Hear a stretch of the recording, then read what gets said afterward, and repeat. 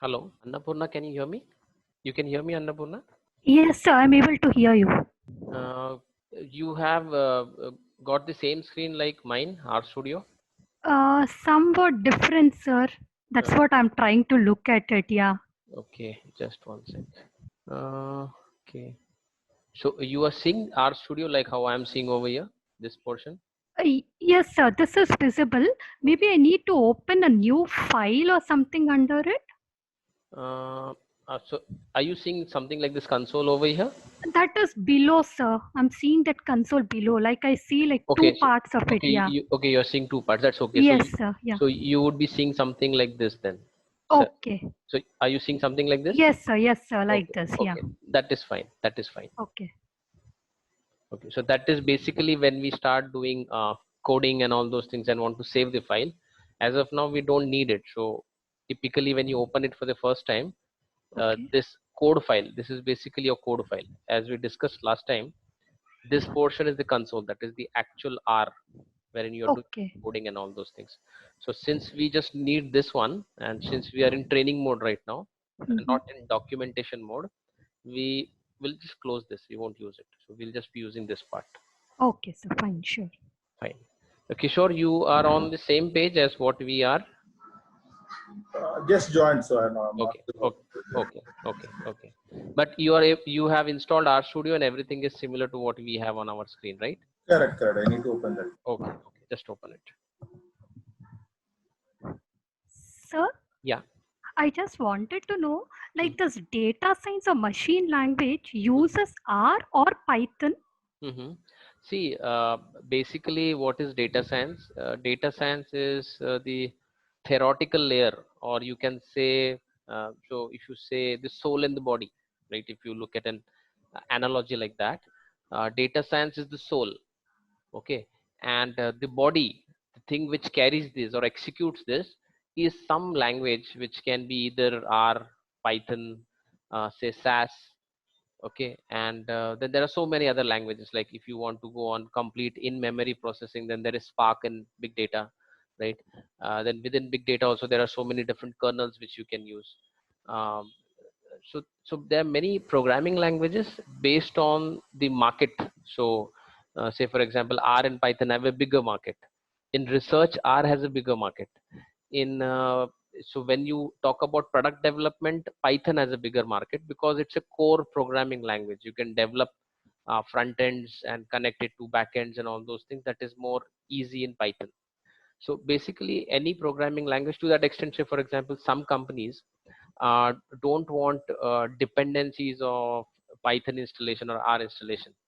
So in that case, they might want to do it in core Java also. So what they will have to do is they will have to write custom libraries, what you are finding ready made over here, like in R and Python.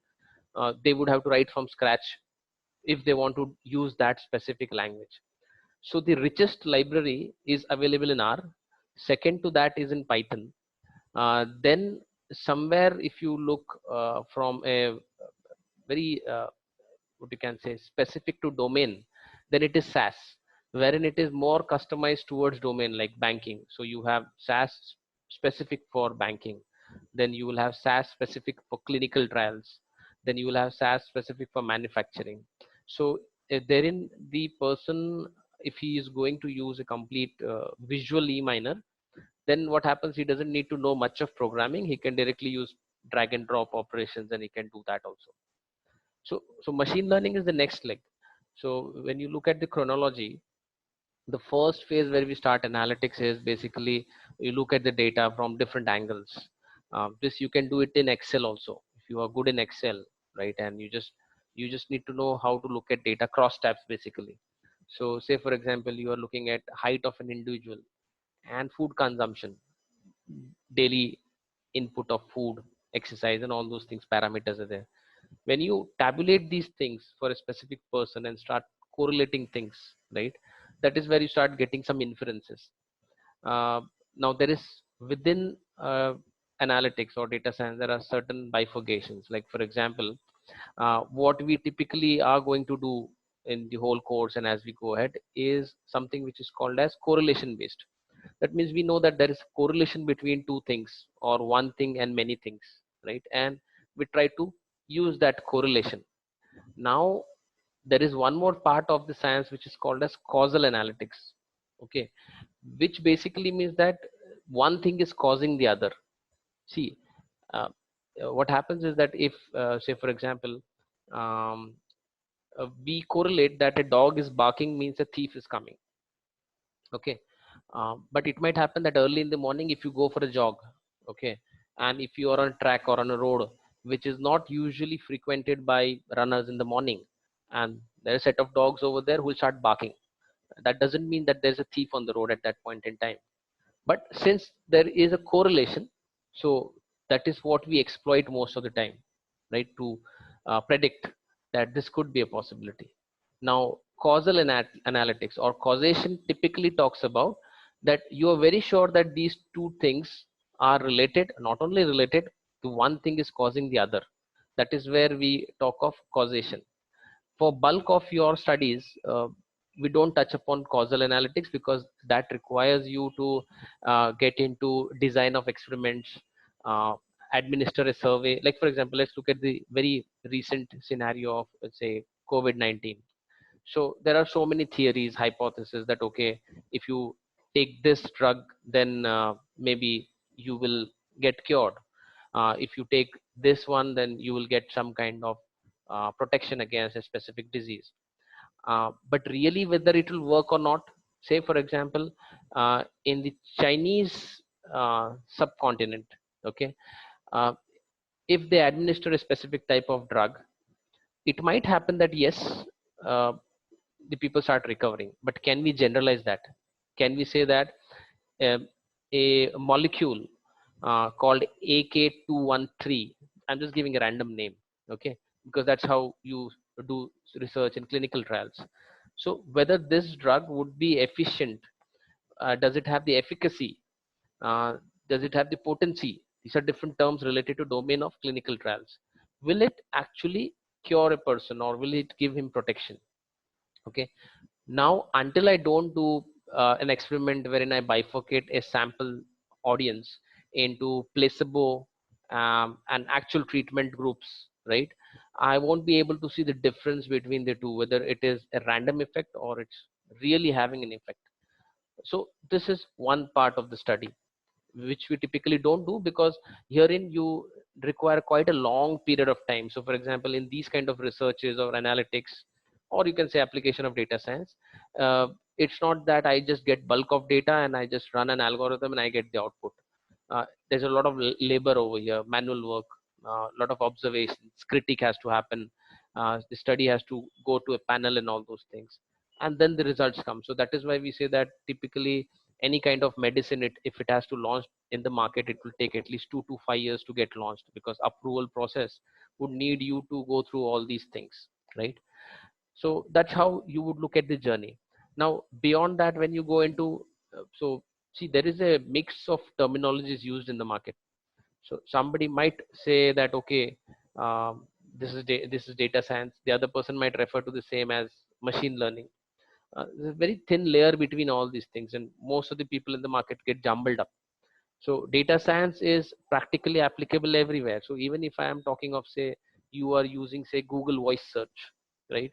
So when you're using Google voice search, you are giving voice as your data, and now it gets converted through an algorithm, then it does text conversion, then it goes to the normal query engine, then the data is fetched from then there, and then you get that output on your screen, right?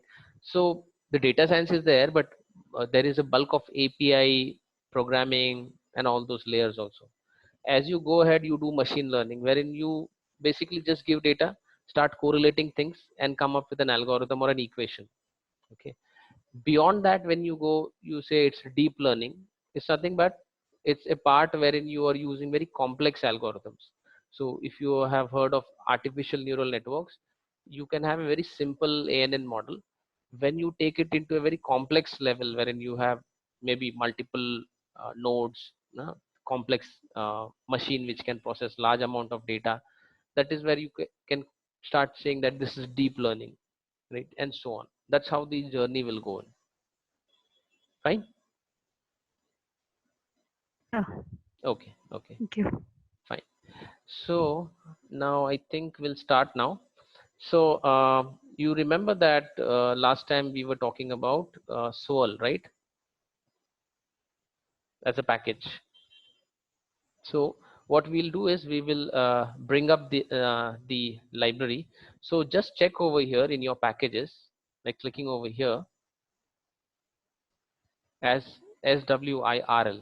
So if the package is installed, it should show up over here.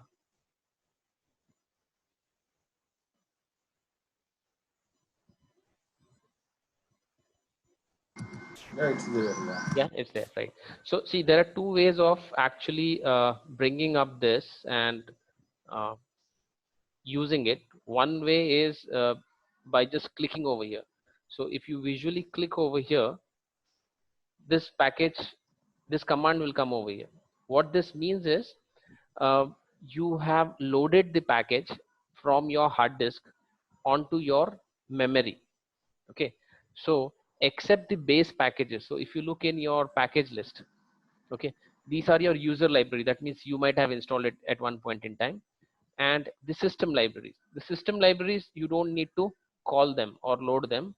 They are by default present in your memory. Okay, the other ones which you want to use specifically, you will have to first load it in the memory. That's what we are doing right now. So what we have done is we have said library soul. Now this we did by going over here and manually clicking over here. So what I'm going to do is I'm just going to remove this. Okay, so it will detach. What does this mean? I first loaded that specific package into your memory, and then I didn't want that, so I just removed it. So it's removed. Ideally, if you are good in your programming habits, what you can do is you can directly just say library and call the package directly. So it basically would mean the same thing. So I called a wrong package which was not installed. Okay, so this basically brings the same package back into my RAM. Okay, both ways are correct, right? So in R you have typically anything you do, you would have more than 4 to 5 different ways of doing the same thing. Whichever we feel comfortable or we remember over a period of time, we try to use that. Okay, so now why are we loading this package? The intention of loading this is because when we are learning R programming, we want an assisted guidance. That suppose if you want to practice at home, so when we do the classroom things and all those things, right? So we want to follow a particular structure. So what we are doing is we are going to use the swirl. Now this is available on GitHub. It was at one point in time used by students to kind of complete this whole learning process, and this would give you some credits for some online courses like Coursera or DataCamp. That was long time back. Now they have discontinued this. Okay, so because that is for profit and R is basically for not profit, so there is difference, so they have discontinued now, but still the infrastructure is there, so we are trying to just use it. Okay, so what we will do is once we do this, we just now call the package. So it's already in the RAM. Now we have to activate it and we have to call. So what we do is we just type soul, we put open and close bracket, parenthesis, we don't pass anything inside that, and we just press and enter. Okay, now what does this mean? It's typically a function call, right? So when you did in Python, right, so you must have created functions, user defined functions, inbuilt functions were already there which you might have called.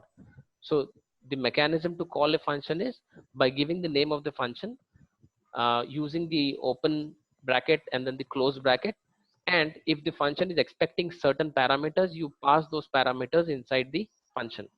Now over here it's not expected that you pass anything inside that, it is just a call to a function.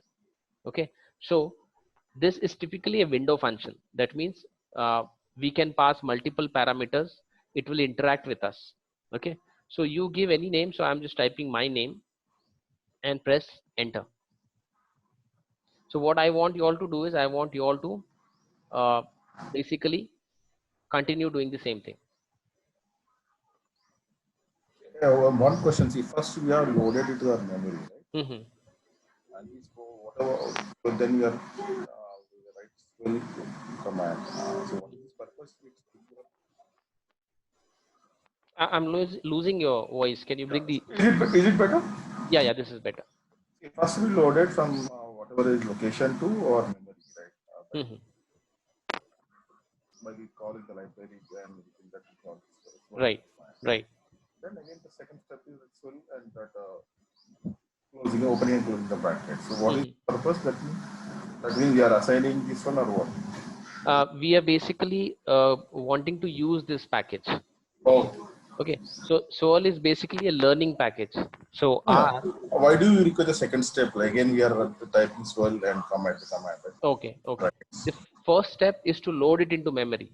Okay, That's got it. got it.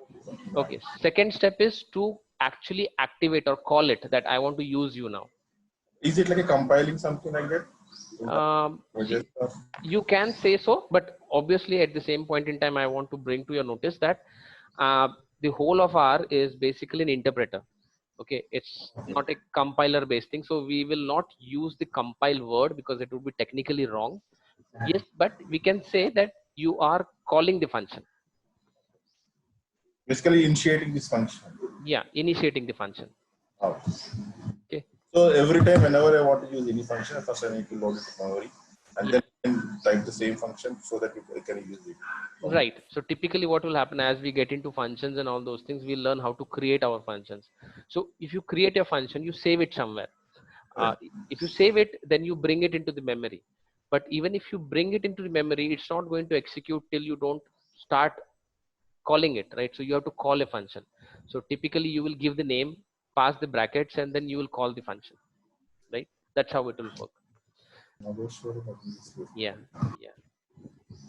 Till that point, we can discuss some generic queries if you all have, which is not very specific to the subject of R, but can be very generic, like how we had a question from Annapurna and then I gave some Yeah. rebuttal to that. See, we are learning this one, but I was a bit skeptical how we, in the real world, how we are going to do these things. Because we do not have any practical experience on doing this, right?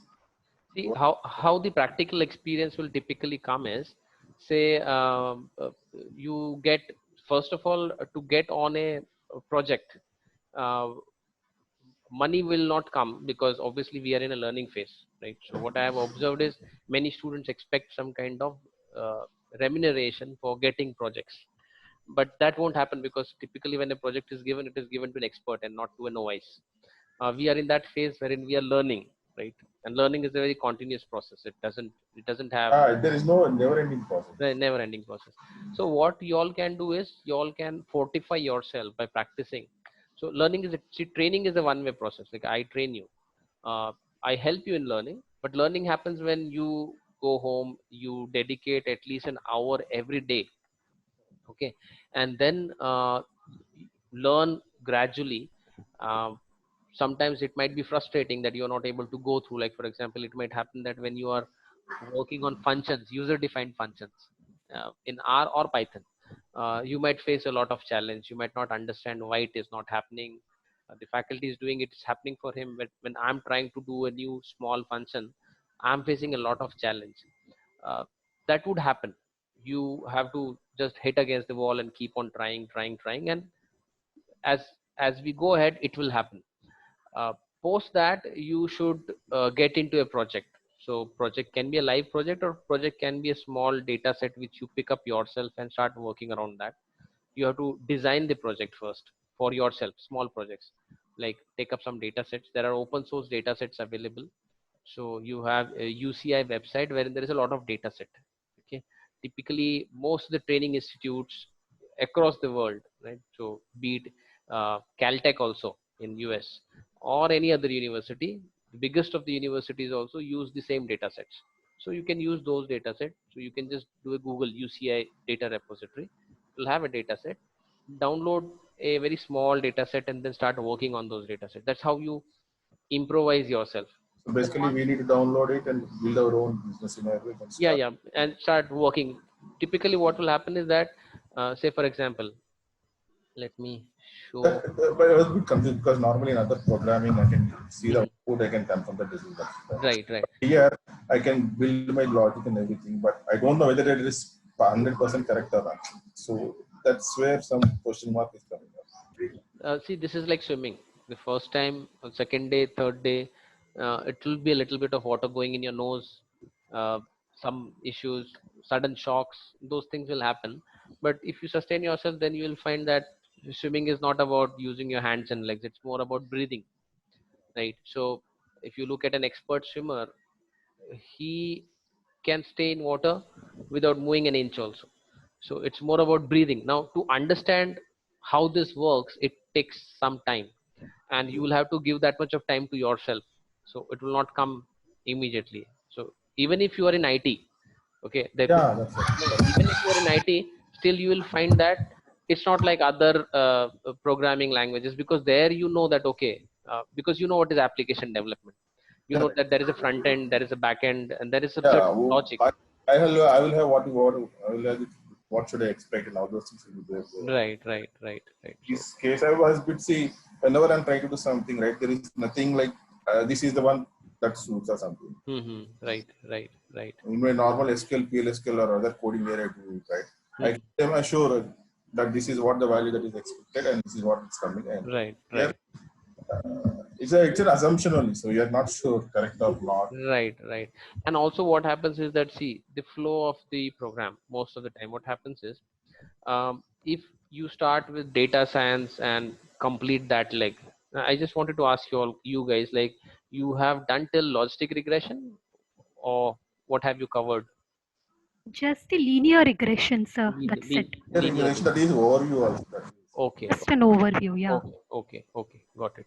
So when you do that part, so when you do say linear correlation, when you do linear regression, logistic regression, right? These three blocks: basic correlation, linear regression, and logistic regression. So when you understand this bit completely, that is where you will know, okay, what you're supposed to do in R or Python.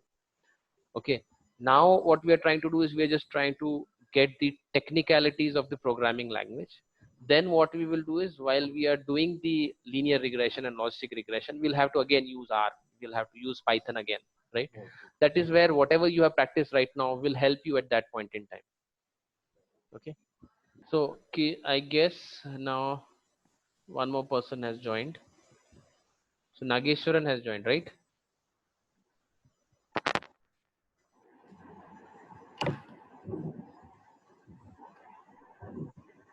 Okay, so you can hear us, right, Nagesh? Yeah, I am able to hear you. You can. So your name is Nageshwaran, right? Yeah, that's right. Okay, I can call you Nagesh, right? Yeah, perfectly. Yeah, because very big name. Nagesh is short and sweet.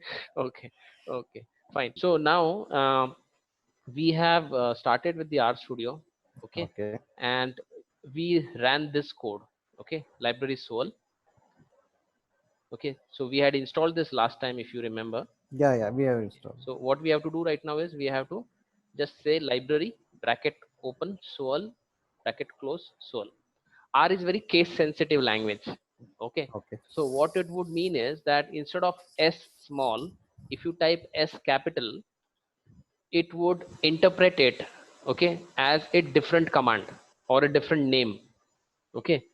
So if I say Mohan with a M capital and Mohan with an M small case, R would create two different objects. Okay. So you have to be very careful because it is very case sensitive. Okay, so after you do this, so let me do one thing. I'm just pressing escape, okay, and just cleaning up and starting again. So what I would do is I would do a library Soul, and when you get a prompt, try to use that so that you have less of keystrokes. So you have the tab, so press the tab when you see the package of your choice. Press tab, it will get auto populated.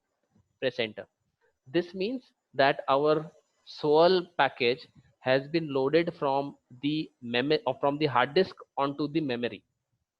Okay, now we want to call this function. How do we call a function? Any function for that matter.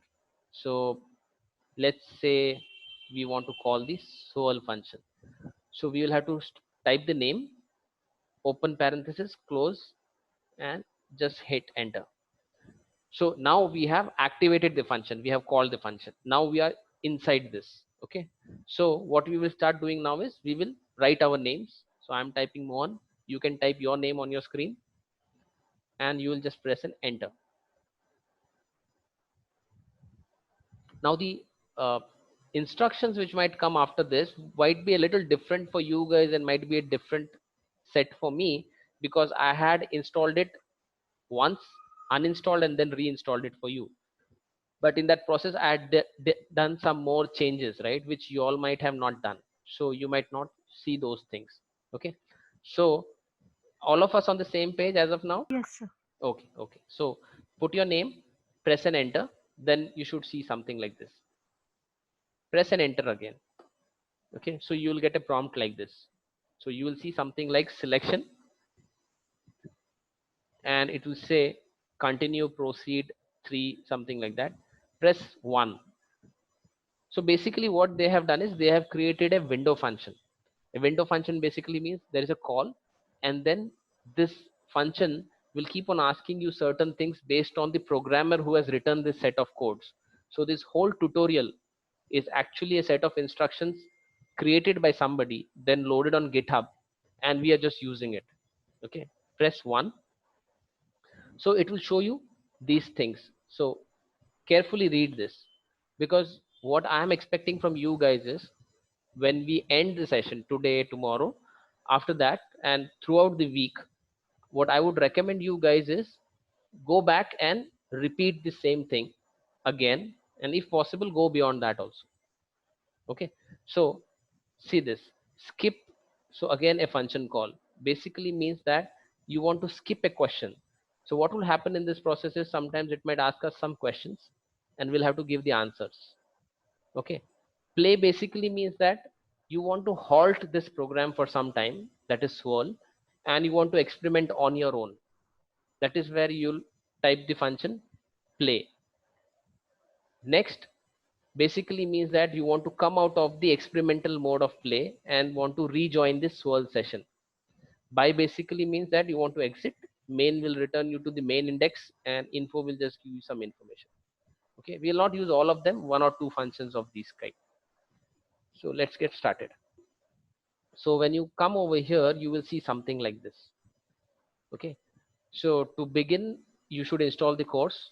This is the location where these courses are kept, basically set of instructions.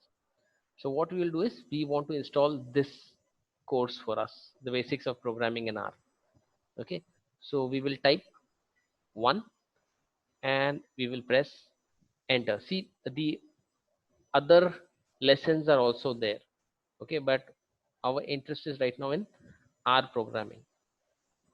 So we'll press 1 and we'll wait for RStudio to install this. So see, it is 100%, it's installed for us. Okay. So now this first part is done. Incidentally, if you want to go and see this thing, you can just copy this from here and just go on your browser and you can just type, and you can see over here you have the lessons which are created. So exploratory data analysis, getting and cleaning data, biostatistics, R programming, regression model, statistical inference, all these things are courses. Okay, so you can install these courses. I guess you are able to see my screen, right? No. Okay, just one sec. I guess when I shared it, so okay, now you should be able to see. Note about this, you are able to see now? Oh, yes. Yeah, so I just copied that GitHub wala link and I pasted, and this is how I see. So basically it's a folder structure and it's deployed on GitHub, right? So we can fork it out from here. So say for example, if you want to install the other courses, right, you have another function which is called as install course. We can use that, Right now we don't need it, so we are not doing it. Later on I'll show you how to install the other courses also. Okay, so you can experiment around that. Okay, so now what we'll do is we'll selection the only available course, which is R programming. Okay, so I'll type 1, press enter. So you should be seeing something like this.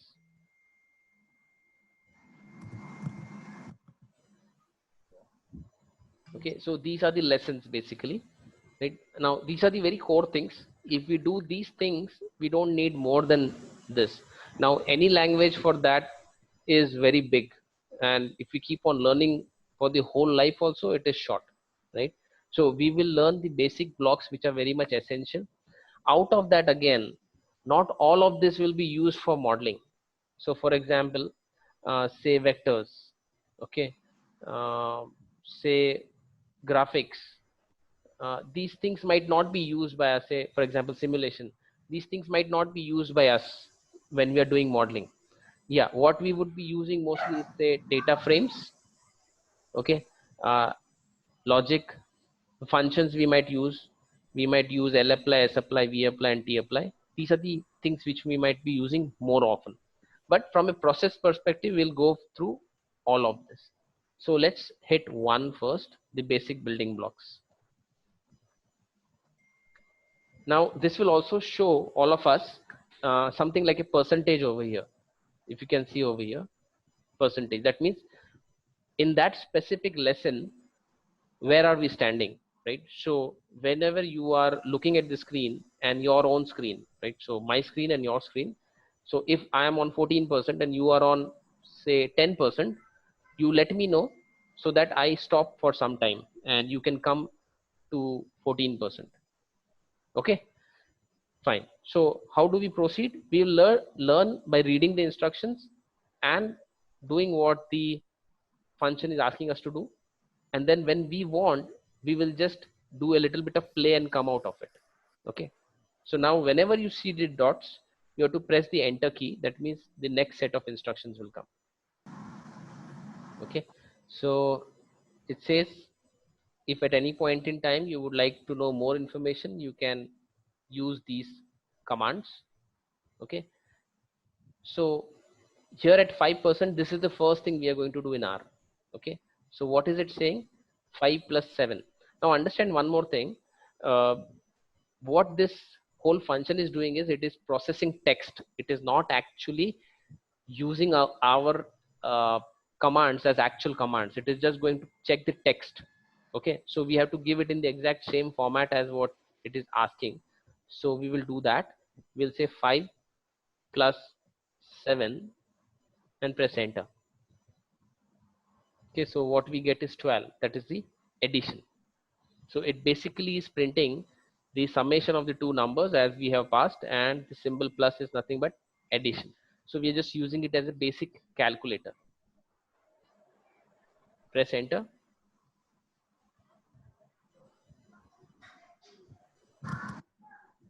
Now if we want to store these, whatever is the output of the addition of two numbers, we want to store it somewhere, right?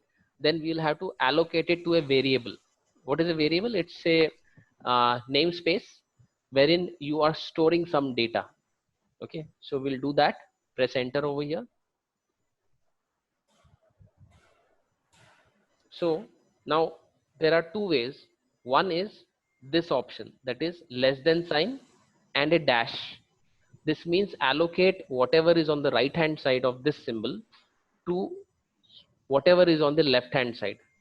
Okay, so say for example, as they are asking, x gets 5 plus 7. So we want to allocate. So if you see over here,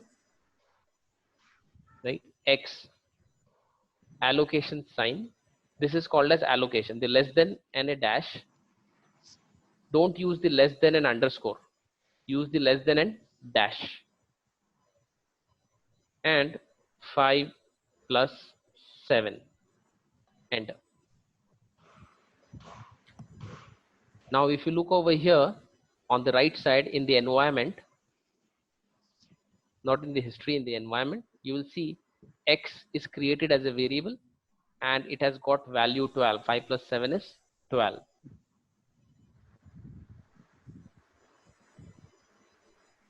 So we have allocated this value 12 into x. So all of us are at 21% right now.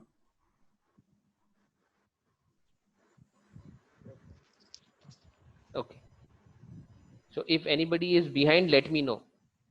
Mohan, when initially when we started that, when I gave the libraries the Swirl, it didn't say that no package called Swirl.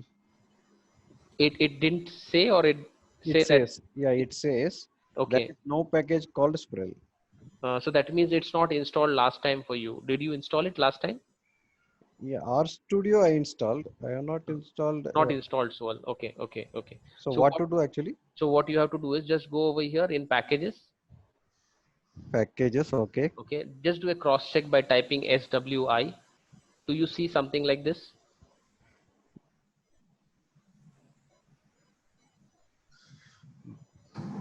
If it is not there, that means it is not installed and we have to install it. If it is there, it means it's installed, but we have not called it. Can you see this? No, I'm not able to see. You're not that. able to see. Okay. When So I, okay. So click on this install. okay. Okay. You should get something like this. Yeah. In this, type SWIR. Okay. Take this option, Swirl, like this, and just say install.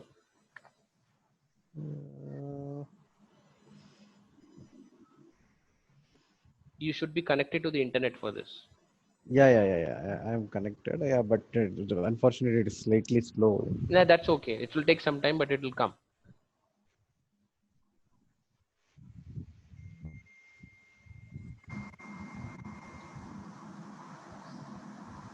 So you got this, Swirl?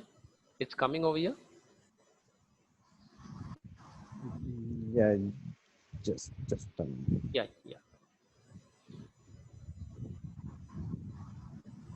Yeah, it got downloaded. Got this, right? So now you press install and it should start installing. Okay. So it will take maybe 1 or 2 minutes depending upon the speed. Okay. Fine. Yeah. So while we are doing that, so let me know once yours is done, then I'll quickly bring you to the same level wherein we are doing it. Okay, fine. Sure. Then over here, say let's do one thing. While his is getting installed, we will spend some time and get out of this temporarily. So what we will do is we'll use the PLAY. Okay, so what does it say? Entering play mode, experiment as you please. Then to rejoin, you have to type NXT next. Okay, so that means we have temporarily halted the program and we want to do something of our own, right? So let's do one thing. So I said that, okay, you can create a variable called as y. You can use the equal to sign also to assign something on the right hand side to something on the variable. So say 12, or let me say 20. Okay, so now you can see here we have created a variable called y which has the value 20. When you Direct initializing here. Yeah, so now if you use this sign also, that also works. Now what is the difference? You should avoid the equal to sign because when we are using some things like this, say for example, we are using say Take a x, local variable and global variable type. yeah, say for example these kinds of things is x is equal to 10, right? When you are trying to use something like this, right? Now also observe what I have done is I have used a hash sign, which basically means that I am commenting it. That means it will not get executed as a command. Okay, so to avoid the confusion between a comparison operator like less than equal to, greater than equal to, equal to, we should avoid using an equal to sign to assign a value. So most of the R programmers, they will always try to use this symbol instead of the equal to sign. So we would always go with the assignment operator, but it's a personal choice. If you want, you can use the equal to sign also. But when we are using y equal to 20, it's not coming in value. Y is equal to 20. It's not coming in global. It's not coming in the environment. Yeah, I got it. Sorry, it's already now. Right. Okay. Coming, right? Yeah. There might be a little bit of lag depending upon, like, you might have multiple programs installed on your machine. Something is already running, and since it is in memory, okay, so there can be a little bit of gap sometimes. Okay, fine. The So value gets written or something when we assign the same again. yeah, it overrides. So for example, if you have a variable, like for example y is equal to 20, right? Now again, if you change it, so if I say instead of the value 20 or value 10, if I say Mohan, it gets overwrite on the same variable. So you have to be cautious when you're using the variables. You might overwrite something. Similarly, when you are doing an operation, say you're using loops and you're doing something, the values might get overwritten. So you have to be a bit careful. Also, let me just tell you one more thing. Say for example, y, I said small case and capital case. So now you see that these two variables have different existence. A small y is a different variable. A capital Y is a different variable. So we have to be cautious because R is very case sensitive. Okay. But giving the space will not be a problem, right? Giving or not giving. No, you say Y like this, like this, like this also. Yeah. It will not have any impact. Okay. It's perfectly all right. Obviously, you should use it if required only, right? But yes, if you use a wide underscore or something like that, that is different. Okay. So others who have already reached that phase, okay, what you all can do is you all can say next. What that means is basically that you are joining Maxwell. So we will come here. So to view the contents of the variable x, which was created as per the tutorial, you just have to say x, press enter, and it will show you the value. Okay. Now let me do one more thing. Let me again go back into play mode. Okay. Why? Because we want to remove this y capital and y, because this is not part of the tutorial. So I just want to remove this.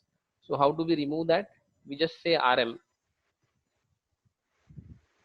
okay, and we remove that specific variable. So what does that do? It removes the small y. The capital Y is still there because we have removed the object small y, not the capital Y. If you want to use the commands, you can use the up arrow key. The up arrow key will keep on bringing the commands which you have used, kind of history. So I'm So just, yeah, Mohan, whatever we want to start, we need to start with the play. if you want to exit this whole what you can say tutorial and do something on our own or experiment something on our own, that's Okay. where you'll have to press play. Ideally, when you are doing your R programs, there is nothing called as play and next. It is just for this learning phase. Okay, Otherwise, so it won't. by play we went out and by next we came in, right? Back, right. Okay, so I have cleaned my slate. I've just kept the variable which is required as per the tutorial, and I'm going back using next. See, as I said, this tutorial is not using your actual commands, okay, or the logical commands. The tutorial is using whatever you're typing as text inputs, and then it will just like an SQL command. So now what you will do is you'll just check whether this text is similar to the expected text. If it is similar, it will say okay, it's fine. Otherwise, it will flag an error. If you are logically correct, okay, that means you have done a correct execution, but it is expecting it in the other form. So for example, if it is expecting you to write an assignment operator, so say y should be allocated with the value of x minus 3. So if you use the symbol which it is expecting, it is fine. But if you're using your own symbol like equal to sign, it might throw an error because it is not expecting that. So it's very hard coded. Okay, so we just have to use it for the learning phase. In real application, when we are doing writing programs for ourselves in R, we have the option, we have the flexibility to use our logics. Okay, so we'll continue now. So how will we write this? We have to create a new variable called y, right? X is already there, it has a value 12. We have to subtract 3 from the variable x, and we have to save that in y. Okay, so we'll say y, small letter, allocation sign, x minus 3. Okay, and to check any value, we have to just say the variable name, that is y in this case.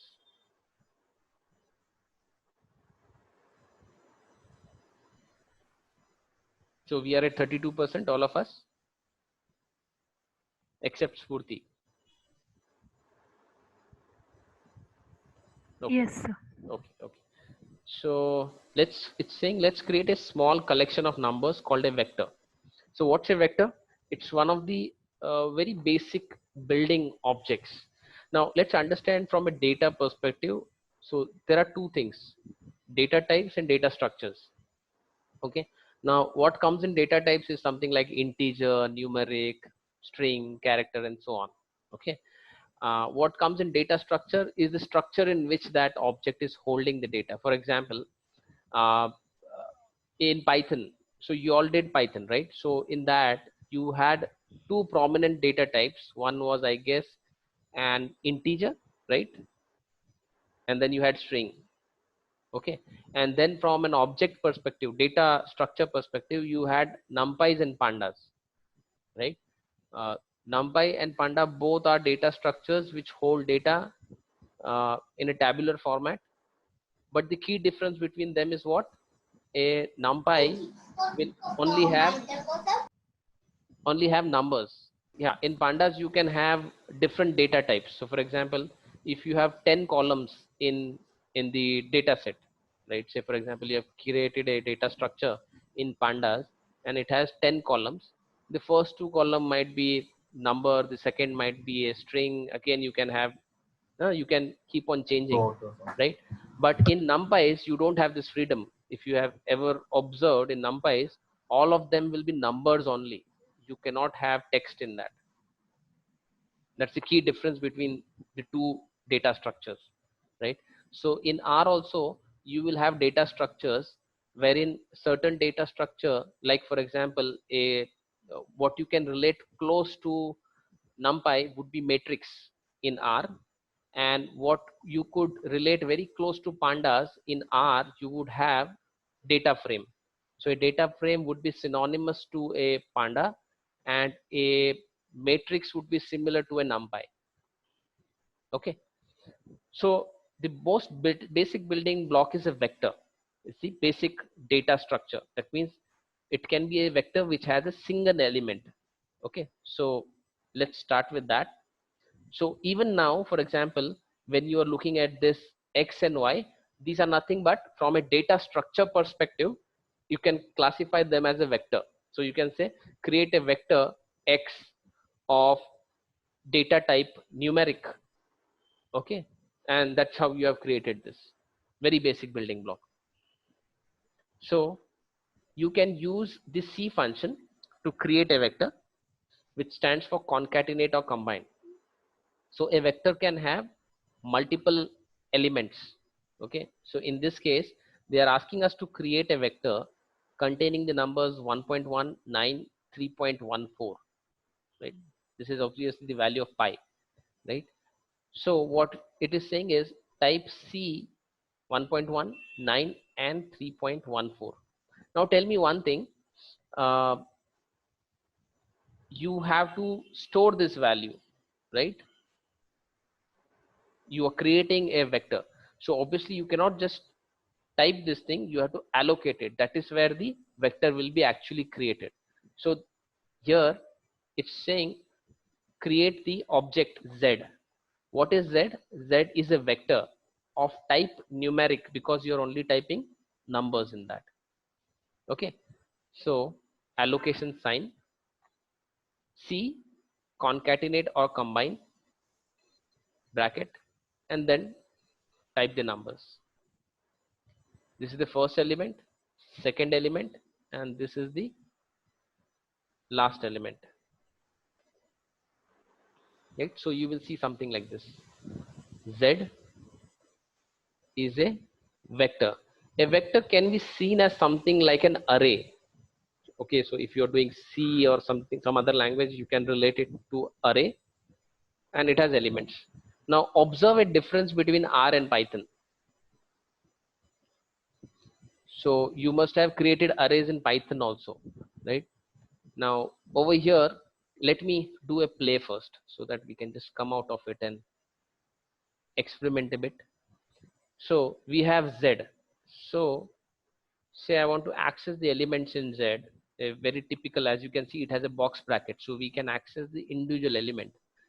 If I say 0, it is not showing me a value. If I say 1, it is showing me the first element. The objective of showing you this is that R, the index starts from 1, whereas in Python, it used to start from 0, if you remember. Okay, so therein when we say that there is an array which is of size 5, and you want to access the last element, you will have to give the name of the array. So say that name is Z, and instead of, so if it has 5 elements and you want to access the last element, you will have to say Z box bracket 4 and not Z box bracket 5, because the way it operates in R is index starts from 1, and in Python it will start from 0. Okay, so just note it down somewhere. It's an interview question, very simple.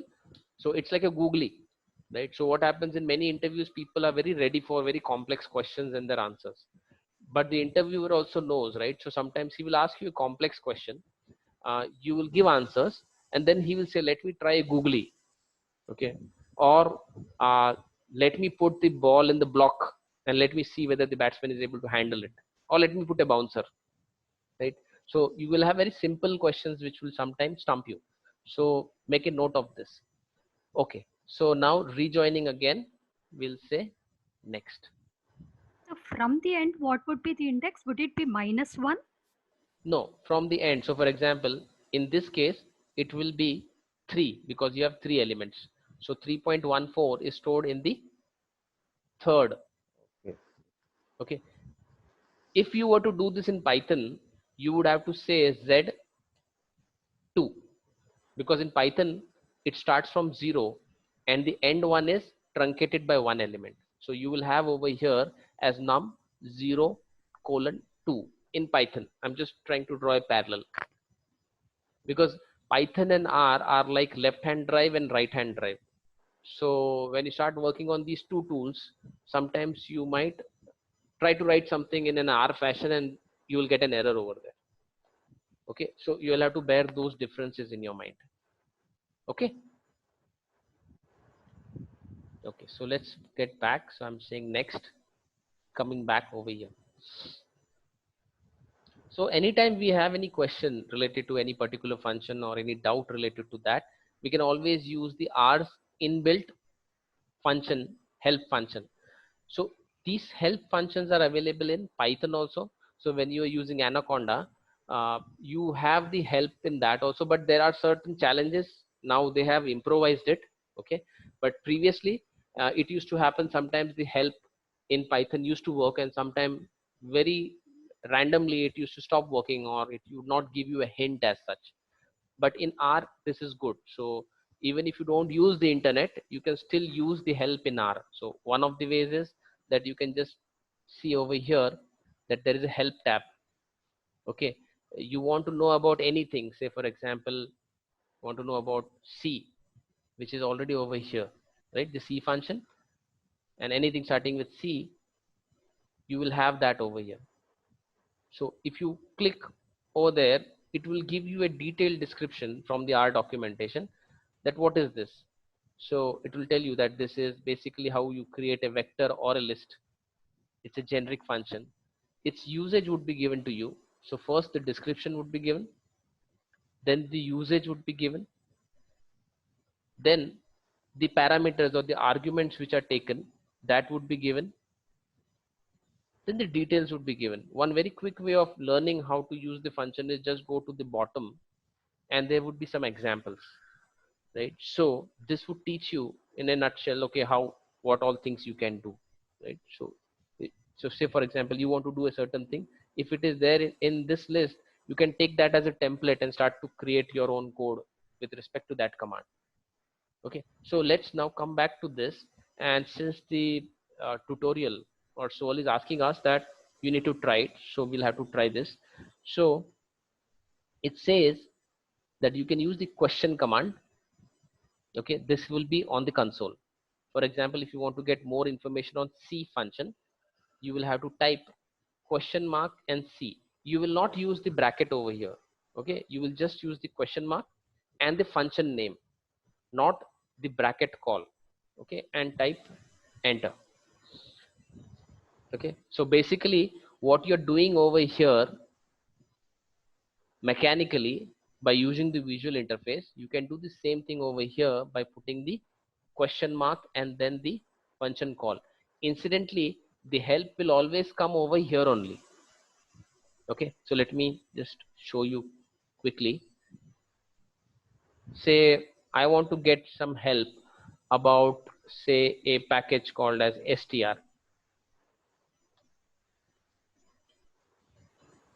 Okay, so you see I didn't touch anything over here, but this has changed to str. So what I have done is I have used the console, the command interface, to basically call the help. Now you can do this mechanically from here also, or you can use the command directly from here. You have both the options. Got it?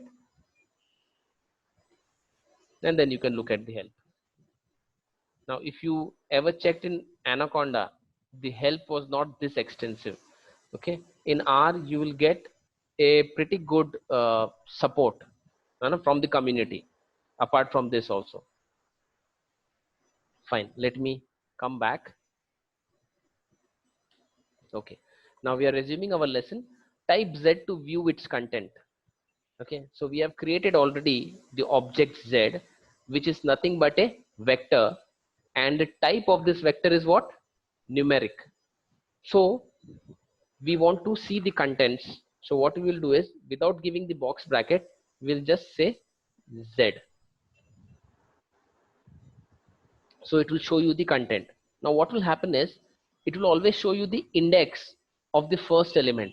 The index for the second element and the third element won't be shown next to it. Okay, but you have to assume this is the first element, this is the second element, and this is the third element. Also observe one more important thing. You pass the value 1.1, right, and then 9. This doesn't have decimals. This has a single decimal, this has a double decimal. When you're seeing the rendering or the output over here, all of them are in the same form. This is the internal adjustment done by the R system. Now you can combine the vectors to make a new vector. So what we are going to do is, we are going to create a new vector which contains Z and 555. That basically means that you want all the elements of this vector, 3 elements, plus you want an additional element called as 555 number, and you want to store that in Z again. So don't assign this vector to a new variable. Okay, so they are saying that you don't need to assign this, just combine it and see what happens. That means we are not going to use the assignment operator and any variable name. We're just going to do it as an operation. Okay, so what would we use to create this? Yes guys,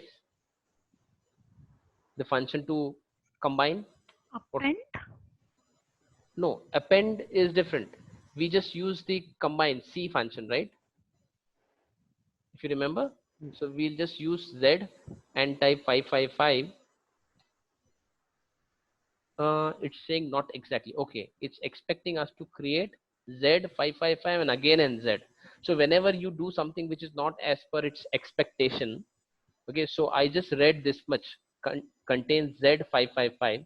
I missed reading this part, then Z again in that order. That means it is expecting Z 555 and again the Z. So we'll have to do this again. So it will prompt us. 555 and then is Z again. Okay, so that's how it is coming. Also, one more important thing. See what happens when you use a command like, see, concatenate and append are two different things. Append as a command works on certain data objects only, and what it means is that you want to add an additional record or entry.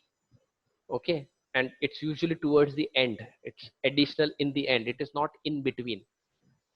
The combine or concatenate is basis your usage, how you want to arrange things, right? So these are two different things.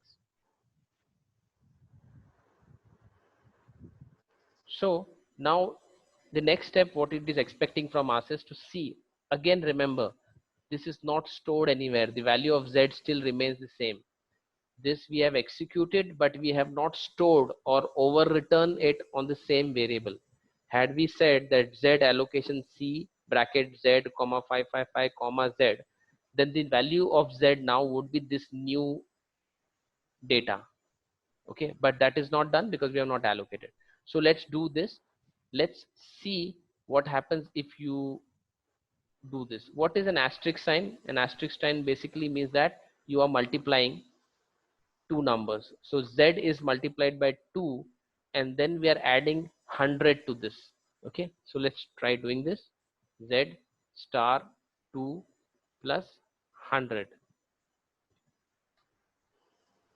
Okay, so what does R do? So in this case, R multiplied each of the three elements in Z by 2. So first, so Z, that is 1.1, it multiplied that. Okay, yeah, so 1.1 multiplied by 2 is 2.2, right? Then 9 multiplied by 2 is 18. Then 3.14 multiplied by 2, right? It's, yeah, 3.14, it's 6.28. So it multiplied that and it kept it as it is. Then the next part, which is 100, so it is going to add 100. So observe, whatever you're doing is applied on all the three elements of the vector Z. Okay, not one but all of them. We are all on 47%. Anybody who is behind? Yeah, we are on 47. On 47. Okay, so let's go ahead and see. So there are other common arithmetic operators like plus, minus. This is division, and this is basically when you want to do a square. So you will use x cap 2. If you want to do it, if you want to do it 3 times, right? You will say 3. To take the square root, you can use this square root function sqrt, and to use the absolute value, you can use the abs command.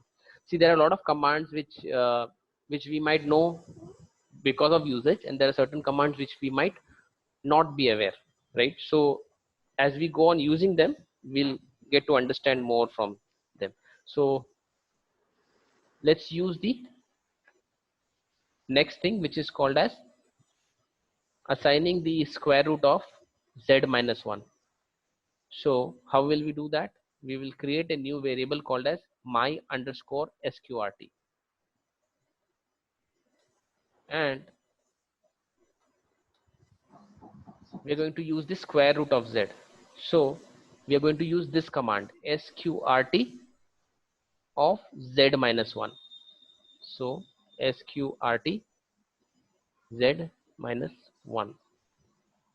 So we are basically doing a square root of Z minus 1 and allocating that to my square root. So obviously it will have 3 elements again, right? So when we have executed, you can see over here from Z you have done Z minus 1 and you have created this. So there is a small quiz for you underneath that. What do you think will be the answer?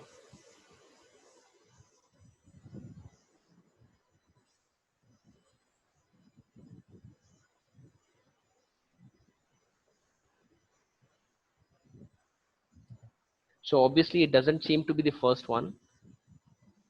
A single number, that is a vector of length 1. So can you see the length? What is the length? It is 3. There are 3 elements. So obviously the first one is not the correct answer. Also remember one thing, that the sequence in which the answers might be available on your system and my system might be different. It's random. Okay. So the system, the first value is different. yeah. So you have to attend it basis your machine. Okay. So a single number, it doesn't seem that is the answer. A vector of length 3. So let's see. Okay, my square root is a vector. The length is 3. Yes, there are 3 elements. This looks more like the correct answer. The third one for me is a vector of length 0. That is an empty vector. This is at least not the correct answer. So I think for us the answer is a vector of length 3. So whatever is the option for you, you have to accordingly select that on the machine.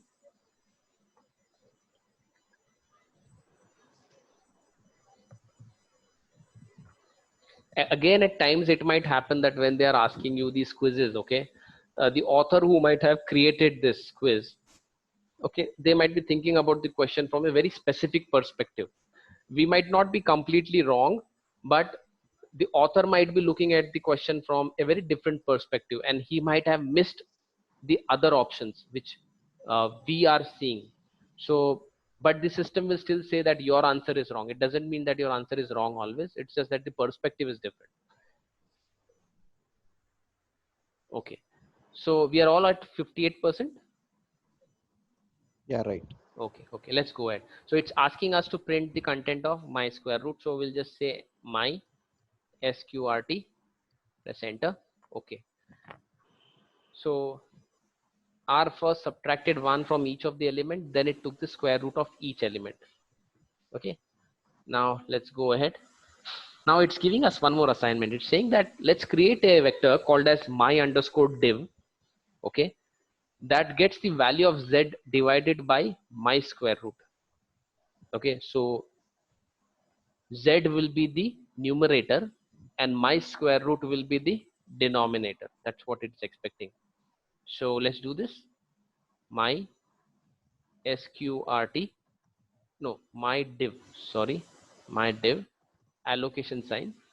So it's saying divide z, and the division sign is slash forward slash, divide by my sqrt. Okay, fine. So we got our new variable my div, which is a vector of size 3.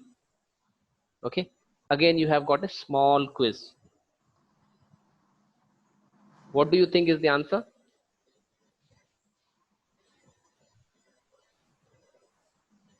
The second one, the first element of my The first element of my div is equal to the first element of z divided by the first element, and so on. Yeah, right. I also feel the same. Let's push that.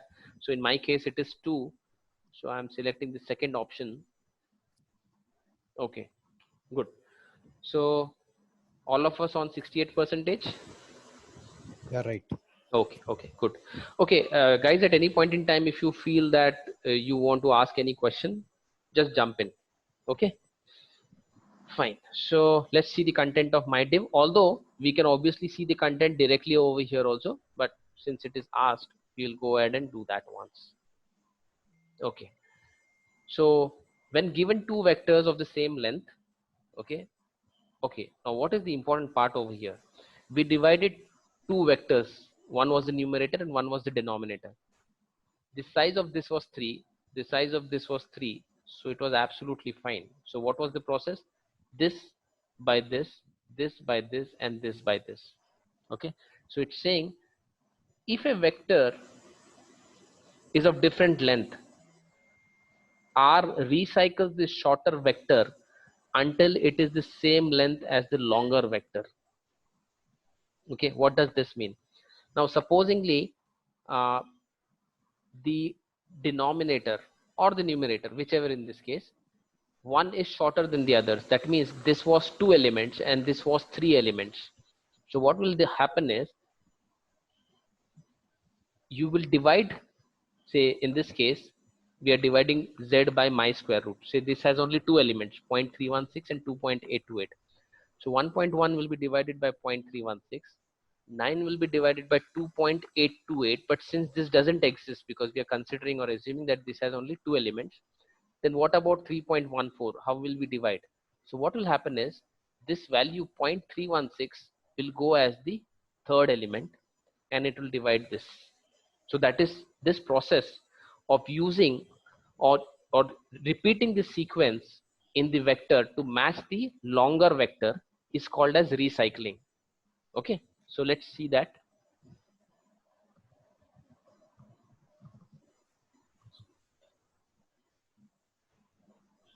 So when we did Z, so it's showing that when we did this process long time back, Z multiplied by 2 plus 100, Z was a vector of length 3, but technically 2 and 100 are each vectors of length 1.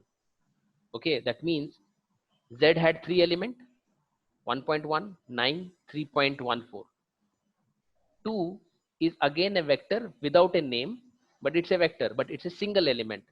So how did it manage itself? It recycled 2 3 times to match the length of Z. 100 recycled itself 2 more times to match the length of Z. That is how it operates. Okay, so it's shown over here. See, when you did this functionality, Z into 2 plus 100, what did our interpreter do? It recycled it in this way. So Z is a collection having 1.1, 9, 3.14. This 2 internally is interpreted like this. C, it's a collection 2, 2, 2, C, 100, 100, 100. That's how the interpreter is executing this. Okay, this is what is recycling. So we have to be very cautious. If it happens intentionally, it's okay. But say for example, in certain cases, one of the element is short, right? R will still process it, and you might not understand what has actually happened. So you have to be a bit cautious. So let's look at the recycling part by trying to add this collection with this. So what we are doing is we are just executing it. We are not giving it a name.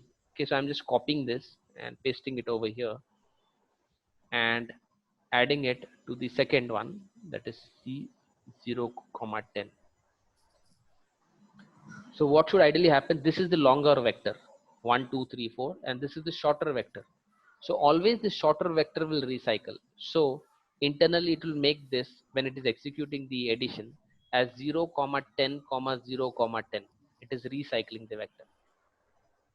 Okay, so you can see that in result over here. Got this part? Yeah, got it. Okay, fine. Now let's go ahead and apply the recycling part a little bit, and what happens if in certain cases you might get some warning also. Okay, so let's say you tried doing this. So if you observe over here, when we were doing this, there's a little bit of difference. The element count over here, this has 2 elements, this has 4 elements, so it is exactly divisible. 4 by 2 is, the remainder is 0. You're getting my point? So what happens is, say, how to show this, let me put this. So say when you do 4 by 3 versus 4 by 2. Now what happens in this case is, if I have to recycle, the first 3 elements of this will happen, but there will be one element which is odd. In this case it is not the same. So whenever it's exactly divisible, so in this case it is 4 and this is 3. Now it's not exactly divisible. So what will happen is, if you try doing this, let me just copy paste it, right? It will do the execution. Okay, it's not that it will not execute it, but it will give you a warning message. Okay, what's the warning message? Longer object length is not a multiple of the shorter object length. Okay, so it will show you that the interpreter feels that, has it happened by accident? Why don't you check it? So it will show you a warning message. Similarly, when you're doing modeling also, so when you're doing linear regression, logistic regression, if if the things look too good to the interpreter, it will say, is it intended or is it accidental? So you better check your data once. That's how the warning messages will come, but the execution of the code will happen. Okay. So now we are closing very much towards 100%. I'm a bit confused here. See how it's dividing, and because it's not adding the immediately, right? Over here, you're saying this part? Correct. Because there are Yeah. different lens to. Okay. Let me just do one thing. Let me try to see. I'm an open source guy, so I don't have the typical Microsoft Excel. So I have to search a lot. So I'll just show you in this one.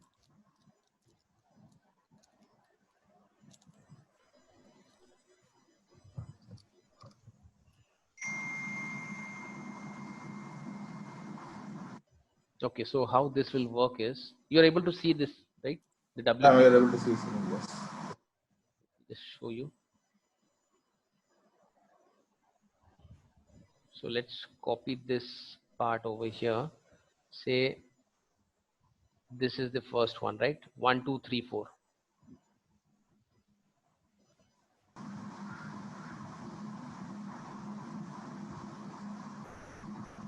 Okay, so we have the first one, which is 1, 2, 3, and 4. This is the first vector, right? It doesn't have a name, it is just a vector. And the second vector is 0, 10, 100. Okay, 0, 10, 100. So now what will happen is, during the recycling, obviously this 0 will be the recycled one. Okay, and then if I'm trying to do sum of these two, so I'll get an output like this: 1, 12, 103, 4.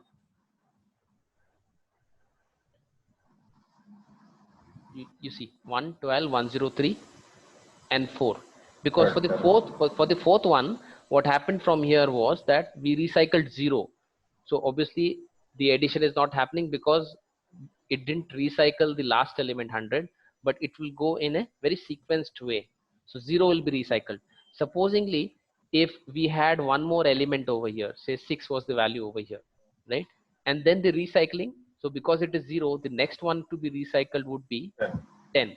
And in that case, obviously summation will happen basis the number which is available. That's how the recycling will happen. Basically, it recycles the shortest one. Yeah, the shortest one will be recycled over the longer one to match the length of the array or the vector. Got it. Okay, fine. So let me close this. Okay, so now I'm just entering again into the session. So it says the up arrow will cycle through previous command. Okay, so what does this mean? Is supposingly you have used a command recently and you just want to bring it back, then you just have to use the up arrow key. So let's do that. Try hitting the up arrow key on your keyboard once. In my case, I have done the play and next, so I'm going to do this 2-3 times till I reach maybe, yeah. So we can keep going back to the previous command. If you want to go down, you can just press the down arrow key. If you want to go up, you can press the up arrow key. So you have to use the up arrow key till you reach z into 2 plus 100. Right? Then you have to change 100 to 1000. So just make that change and press an enter. So this is how you can use your history using your up arrow keys.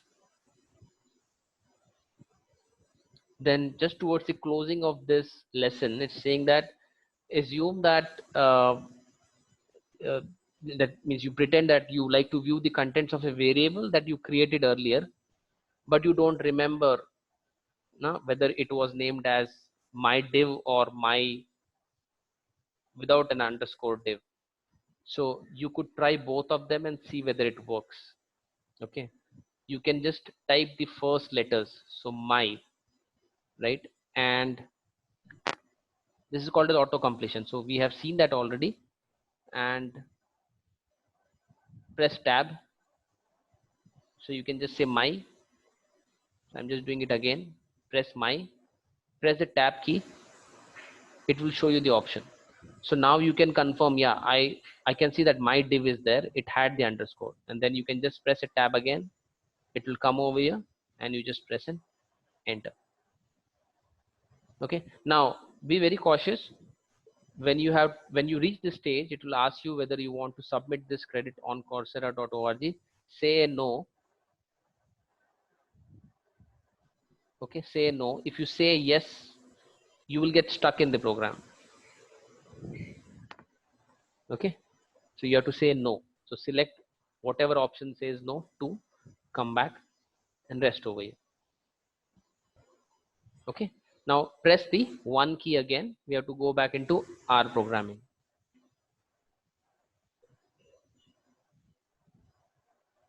So we have completed the basic building blocks, right? Now the second lesson is the workspace and the files. Okay, so we'll get into this part. Okay, let's start now. All of us are back. Yes, sir. Yes. Okay, fine. Yeah. So Okay. can we do slicing of elements as we do in case of Python?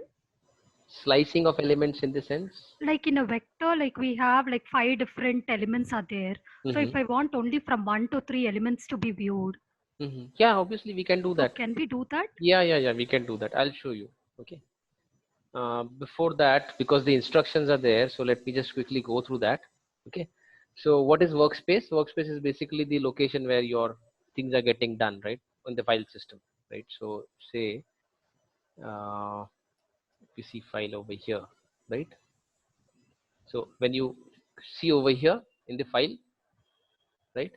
So if sometimes what happens is that when you write certain commands, like say read a specific file, so we have to either specify the path, because the file can be somewhere in a very specific location, or else when your commands are getting executed, you have to place your files in your specific workspace, which basically means a folder, okay, in which you are working. Otherwise what will happen is that when you are compiling or when you're writing a code and you're asking some data to be imported, it will obviously search for that in the workspace, and since you have not given the path exclusively, it might not be able to find that file in the folder because you have kept it outside the folder. So that is the concept of workspace, right? So different operating systems have different ways of seeing that, right? And it differs across in different machines. So here's a quick brief as to how we can see that. R provides a common API, okay, a common set of commands for interacting with files. Now we'll obviously see how we can import data and all those things. So the tab for that is kept over here. If you see import data set, right? So you will have from base, readr is a package from Excel, from SPSS, SAS, and SATA. We'll not go into all these things, but we'll obviously try to read from here, from text files, right? So that's how the workspace is somewhere which is important for us. So let's see how this works. So let's determine where are we presently. Okay, so what is your actual working directory, right? So we can say get. Oh, before that, let me quickly show you the slice part which you were asking. Okay, let me just say play. Okay, so we have created this vector, say Z, right? Z 1 2 3. Now you want to access only the first 2 elements, right? So you can slice it in this way, right? Say you don't want to see, say, the second element, so you can remove that second portion which you don't want, so you just use a negative sign, right? So I'm saying, so what this means is show me the first and the third element, because I don't want to see the middle element. This is how we are accessing with the index. Okay, say you don't want to see the first element, so you'll just say -1. Yeah, Mohan, in Python, if you give z -2, then it will give only the second element only, right? Because the index over there starts from it's a different index, right? It's not Yeah, one. So we have to remember. So that is where it has, since you all have done Python, the yeah. chances of confusion is higher, right? Okay, okay. So what might happen is, if you apply the same index access logic over here, so technically you are going wrong. Logically maybe you are right, right? Because the logic basically is the same, but just because the index is shifted by one in case of R and Python, you might get the wrong output. So you have to be a little careful on that part. No, but what I said is the Z -2 in Mhm. there will give only the -2 element and will remove all other elements logically, right? In In case of Python. Python you are saying, Yeah, right? yeah, So in Python the index would be 0 comma 1 comma 2. So yeah, that means it is going to remove the last element from that array. yeah. Okay. In this case it will remove the second element from the array. Okay, Okay, so there will be a one shift. You will shift one index here and there. okay. Okay. So say, let's try this, comma 3. Now this is giving an error. Okay, why? Because when you are calling this, it expects that you are talking of two dimensions. One is the first dimension, that is row, and 3 is the column dimension. Now that is where it puts a error. Now what we can do to work around this is, maybe we can just try this. So what happens is, if you pass 1 comma 3, it says that first row and third column, but the data structure is a flat structure. It's a single dimensional one, right? That's why it is giving error. But when I say Z, C comma 1 comma 3, so it is saying that from Z give me the first and the third element. Okay, here we have used 1 colon 2. That means you're asking for a range of values between the first index and the second index. This is exclude the second one, right? This is exclude the first one.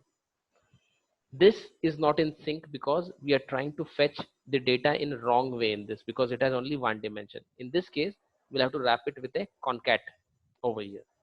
Okay, so these are the ways in which we can slice and dice the data. Got it? Yeah. Okay, Yes, sir. okay, so let me just come back to what we were doing. Yeah, we were discussing about how to see where we are working right now, the current working directory, right? So we can just say get wd, although it's not that important. Also you have to understand that many times some of the functions which we use, say for example, it's always better to write the complete path of a file when you're trying to import or when you're trying to push it on the hard disk and so on. Reason being that working directories might change at times, and as a standalone application if you're doing it, and certainly if the deployment is not done in the folder in which you intend, and you deploy the whole package or the program in a different folder, and then it might cause an error. So it's always better to rather rely on the working directory concept. Always try to give the full path of the file. That's a suggestion. So if you say get working directory, it shows you the folder structure where you are. Okay, so for example, in this case this whole thing is actually inside my documents. Okay, so you can also type this get working directory. Ideally it will be your my documents. So you might have 3-4 users in your system.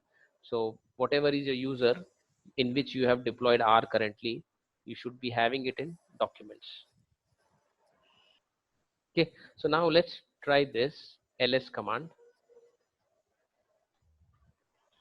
Now this is basically not your hard disk. When you're saying get working directory, it's a hard disk location. Okay, when you're talking ls, it's talking about your local workspace. What is your local workspace? This is your local workspace. Okay, so it gives you a list of all the elements or the objects or the models or whatever you have created, right? It's talking about that content. So that is kept over here, and I just got a list by using the ls command. So some of it's also saying that some of the commands are equivalent command on Linux, like because ls is a command in your Linux system in the console. Okay, now let's do one thing, like assign value 9 to x using x allocation 9. Okay, so allocation x 9. Now obviously what will happen, we already have an x with a value 12. Now since we are doing this, what will happen, this value should become 9.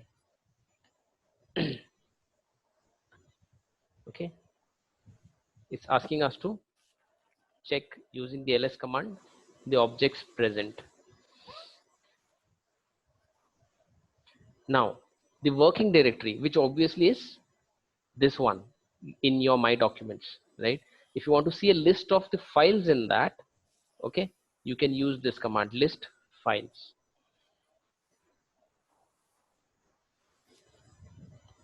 Or there is an optional dir command also. Okay, so you can see this is referring to all the folders which are kept over here: Adobe Scripts, Audacity, Corel, right? You're seeing this, all these things are kept over here. Again, if you want to access the help, it's quite easy. You can just say help list dot files.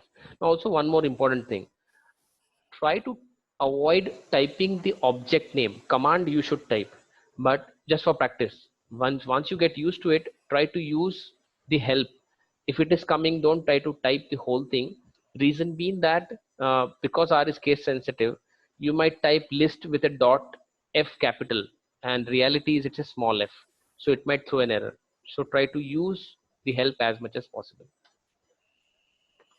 Okay, so we had done this before, we are again doing this because the module is asking us to do it, we cannot skip it, right? So we have to just go through it once.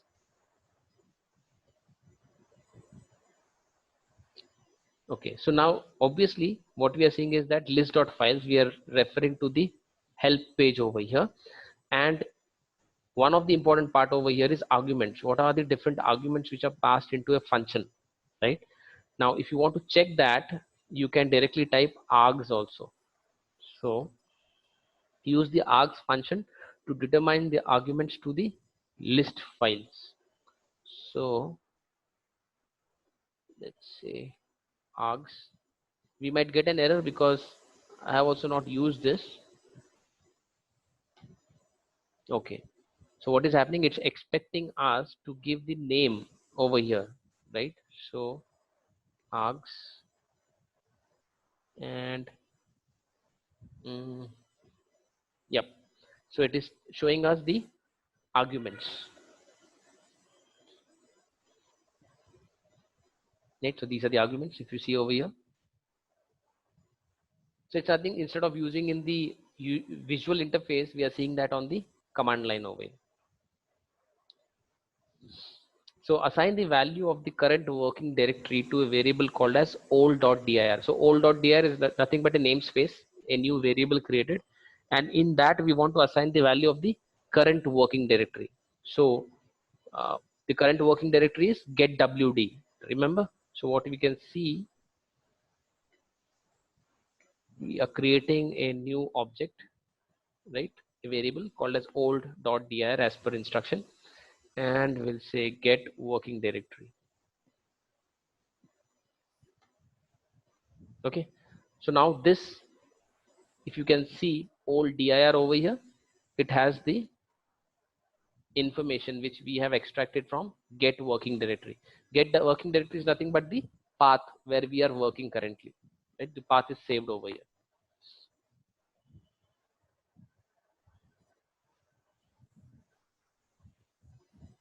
Now what could be a good use case of this working directory? Sometimes when we want to say write a file onto your hard disk from your memory, right?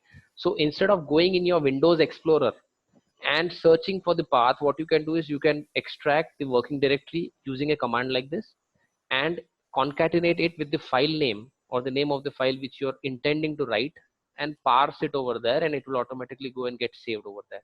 That could be good use case of this kind of a functionality. It's also saying use dir.create to create a directory in the current working directory. Okay, let's do this. You can delete this later, but for now let's create this. So I'm saying directory.create, and to create a directory called as testdir. So testdir. Okay, So this is my directory. So it should get created over here. Okay, so if you observe over here, R has just created a fresh directory over here. Obviously what you're doing is, again, one more important aspect of R.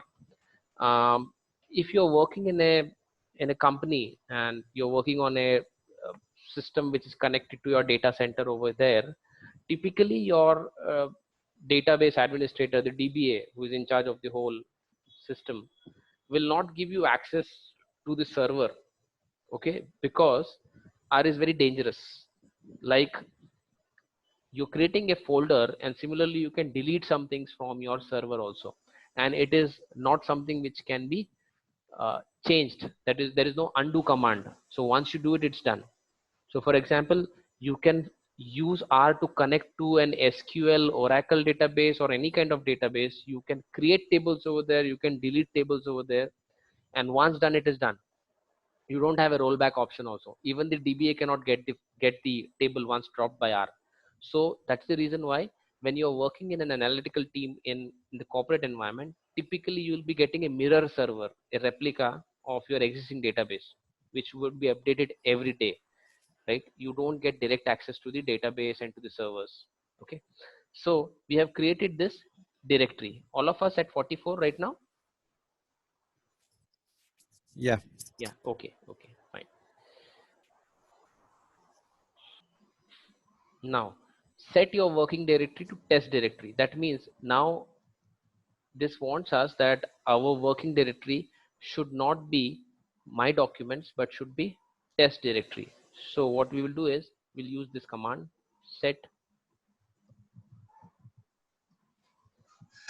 working directory to test dir. Now create a file. So what's the next thing is, it's asking us to create a file in your working directory. So let's just create a file dot create, and give a name my test.r. Okay, so let's go over here and check whether this file has been created. Okay, you can see this file which we just created at 5.1 over here, it's created inside this.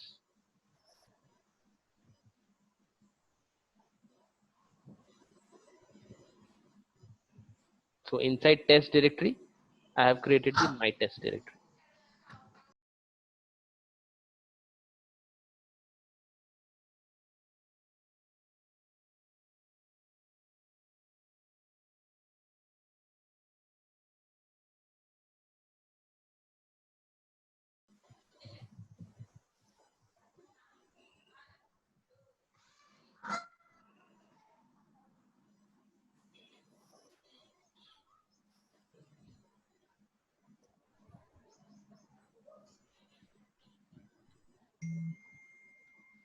Okay, see, you can see here manually also using the list.files.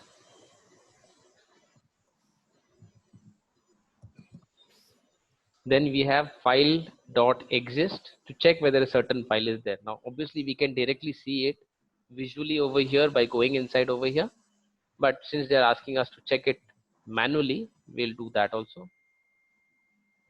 So we'll say whether this file exists.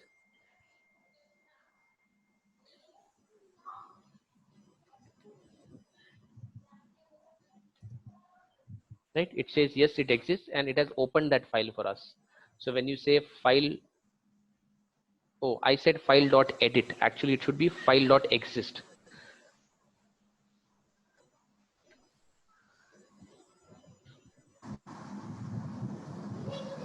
Right, when you say that, it says true, but if you want to open that, you can directly say file.edit. That also works.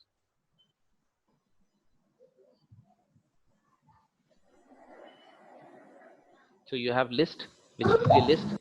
You have edit, which opens up that file over here. Since this file is empty, we won't see anything. You can say over here, my first file in R. So I'm just putting it as a comment. Okay, I'm just saying save, and I'm closing this.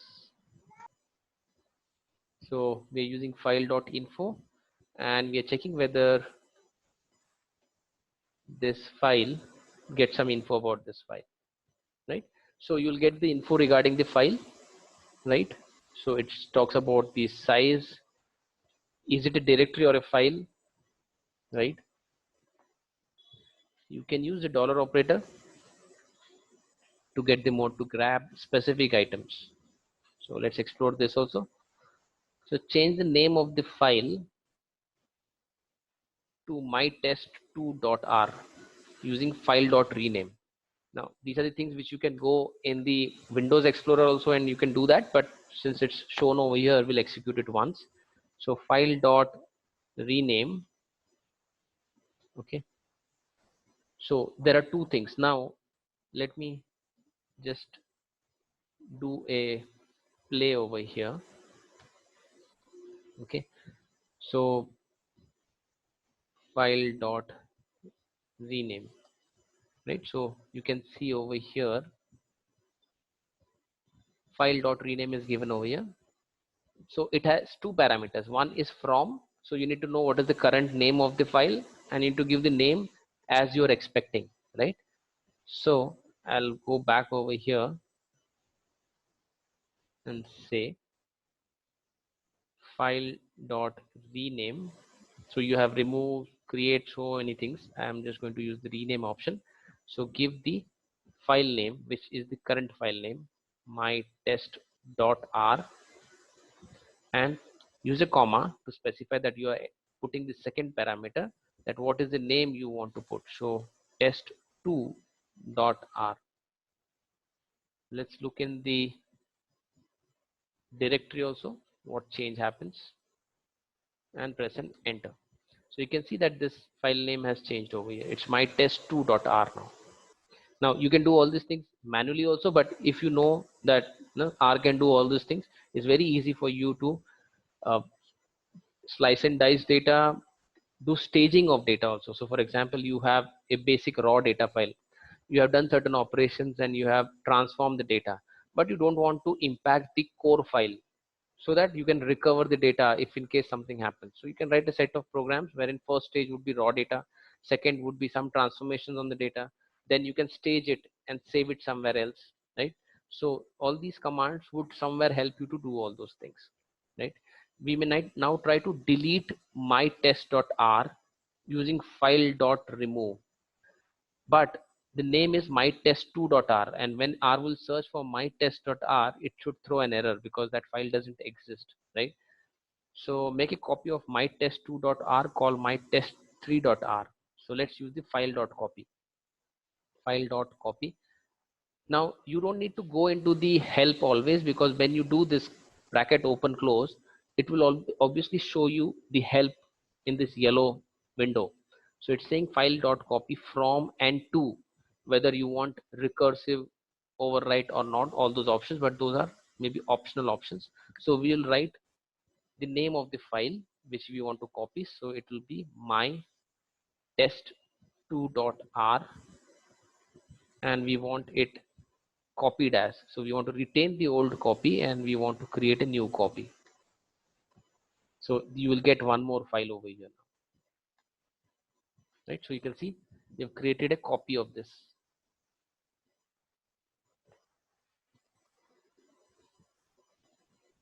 So now you have two files in that current working directory.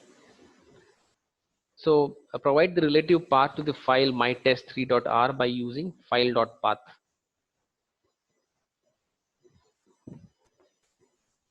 Now this is certainly not clear instruction. Let's explore. So I'll say file.path.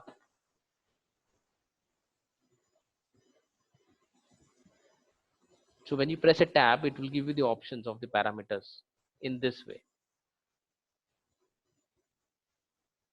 So this is not very clear instruction, so I'm also lost. So what I'll do is I'll just type the file name, and if there is an error, we'll rectify that.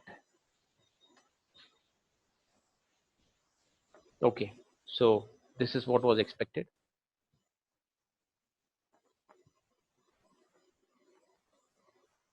but there is certainly no change because it's just displaying you the file name as it is. Fine, let's go ahead. You can use file.path to construct file and directory paths that are independent of the OS your R code is running. Pass folder 1 and folder 2 as argument to file.path to make a platform independent path name. Okay, so you'll use the up arrow key and pass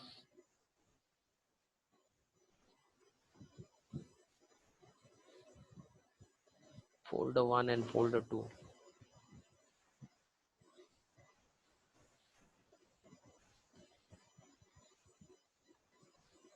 as arguments.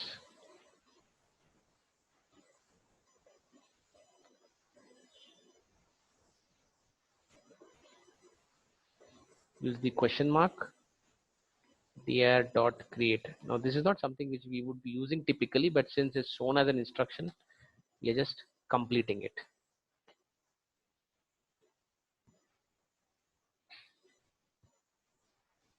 So create a directory in the current working directory called testdir2 and a subdirectory for it called as testdir3, all in one command by using directory.create and file path. Let's try this. It will give an error. Okay, so when we don't know what exactly the command is saying, we try to do something, it will tell us what exactly is expected. So in this case, it's expecting us to create the directory file path, pass this to recursive is equal to true. So when you say recursive is true, the second one will be taken as a subdirectory. Okay, so do this again and use the file path option.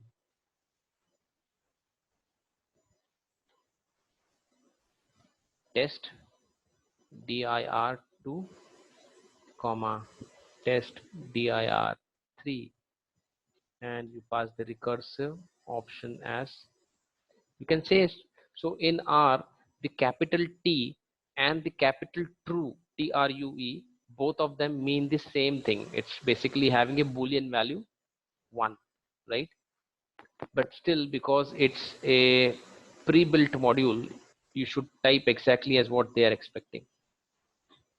Let's look at the file also simultaneously. Okay, so when we did this command, it created this, but it didn't create the subdirectory. Now we are again doing it, so ideally it has to overwrite this folder. Let's see, tree 3 not found.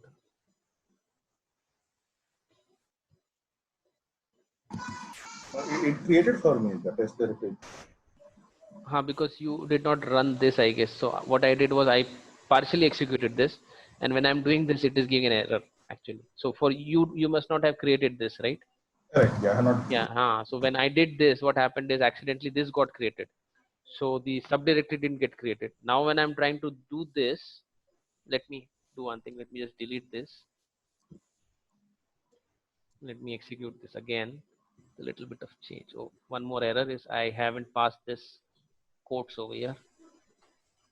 Okay, done. Yeah, so the folders have been created. Okay, so it also asks us recall that we created the old variable old.dir with full path of the original working directory. You can see this over here. We had extracted the original working directory, right? So we can use that. So go back to your original working directory using set working directory. So set working directory and old.dir. So what we have done is, say for example, you kept on changing your directories and you forgot about your actual working directory.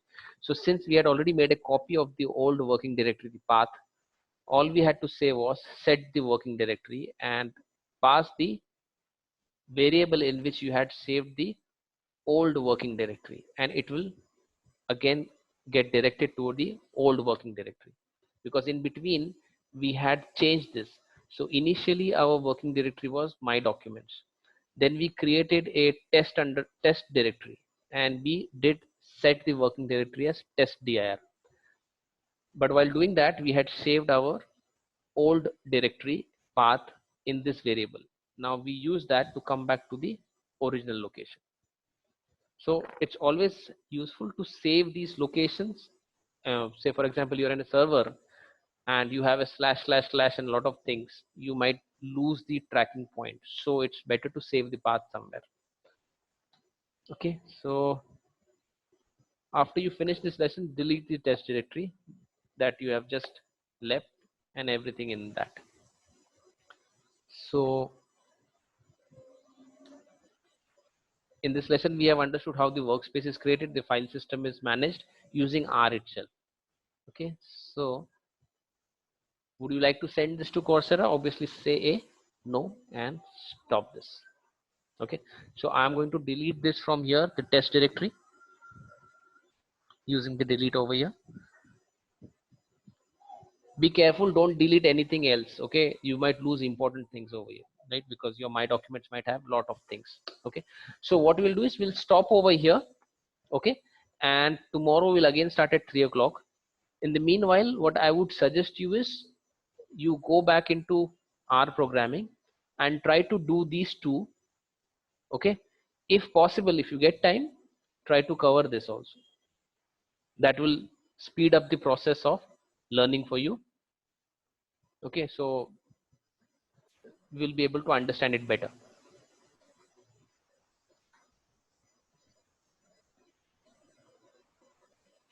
Okay guys. Yeah, okay, ma'am. Okay, so basically try to revise these two. Okay, and if possible, try to cover this also. Even if you don't do it also, we are going to cover it. Okay, and tomorrow we'll try to cover this maybe, and vectors a little bit and missing values. Okay, and then I will suggest you 1 or 2 modules which you try at home.